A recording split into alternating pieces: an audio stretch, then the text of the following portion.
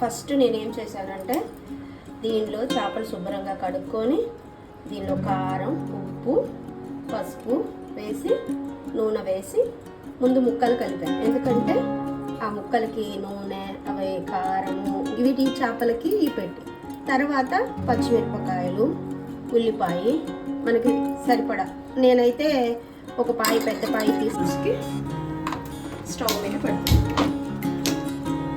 అలాగే కొద్దిగా కారం యాడ్ చేసుకున్నాను, ఎందుకంటే మాకు కొంచెం క్రిస్పీగా ఉండాలి కాబట్టి. ఓకే, ముక్కలకి పట్టిన తర్వాత అన్నీ పట్టింది. ఇప్పుడు నేను ఏం చేస్తున్నానంటే మసాలా యాడ్ చేస్తాను. ఈ మసాలా ఒక్కొక్కళ్ళు ఒక్కొక్క స్టైల్లో చేసుకుంటారు. నేను మాత్రం ఈ మసాలాలో ఏమేమి వేసానంటే అల్లం, చిన్నులపాయి, కొద్దిగా జీలకర్ర, చెక్క, లవంగాయి, మిరియాలు, మెంతులు ప్లస్ కొబ్బరి, ఎండి కొబ్బరి కొంచెం వేసి చేశాను. కొంచెం గసగసాలు, ధనియాలు కూడా యాడ్ చేశాను. ఎందుకంటే నేను మిరియాలు, మెంతులు ఎందుకు యాడ్ చేశానంటే చేపల కూర నీసు వాసన రాకుండా ఉంటుంది. అది మా అమ్మ చెప్పింది నాకు. అదే కంటిన్యూషన్గా నేను కూడా ఫాలో అవుతున్నాను. కానీ చేపల పులుసు చాలా టేస్టీగా ఉంటుంది. ఇది మా స్టైల్లో నేను చేస్తున్నాను. ఒక్కొక్కరు ఒక్కొక్క స్టైల్లో చేస్తారు, బట్ నేను ఈ స్టైల్లో చేస్తున్నాను. ఒకసారి చూద్దాం.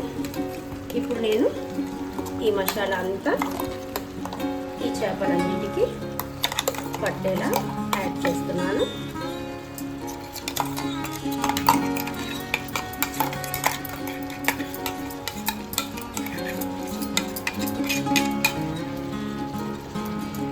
ఎందుకంటే ఇలాగా ముక్క చితికిపోకుండా జస్ట్ ఊరికే రాస్తున్నాను. తర్వాత మనం చింతపండు పులుసు పోస్తాం కాబట్టి తర్వాత కలిసిపోతుంది.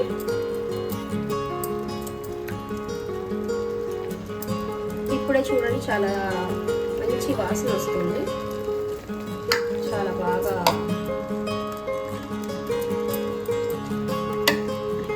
కలవాలి అనుకుంటే తీసుకొని ఇట్లాగా కొంచెం తిప్పుతూ ఉంటే ముక్కలన్నిటికీ పడుతూ ఉంటుంది. అవంతా ముళ్ళు అవన్నీ బయటకు వచ్చేస్తాయి కాబట్టి ఇలా అనుకుంటే చూడండి మసాలా ఎలా వెళ్తుందో చూసారా. ఆయిల్, దీనిలో ఉన్న నీరు అంతా వచ్చింది, కారము మొత్తం అన్నీ కలిసాయా. ఇప్పుడు ఇంకొక 5 నిమిషాలు ఉంచుదాం. ఎందుకంటే ఇది కూడా కొంచెం పచ్చివాసన పోయేంత వరకు ఒక 5 నిమిషాలు ఉంచితే దీనికి కూడా పట్టేస్తుంది. ఓకేనా.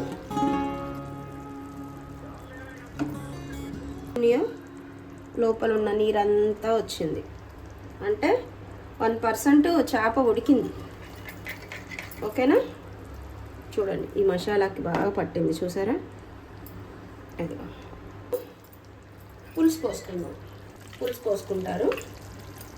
మేము కొంచెం చిక్కగా పోసుకుంటాం, ఎందుకంటే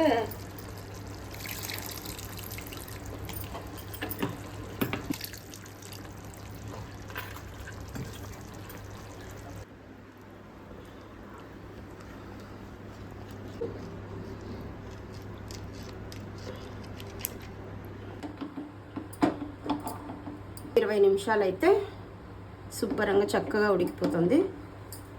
చిన్న మంట మీద చక్కగా ఉడికించుకోవాలి. వచ్చింది కొద్దిగా ఉప్పు వేసుకున్నాం, సరిపోయేలా.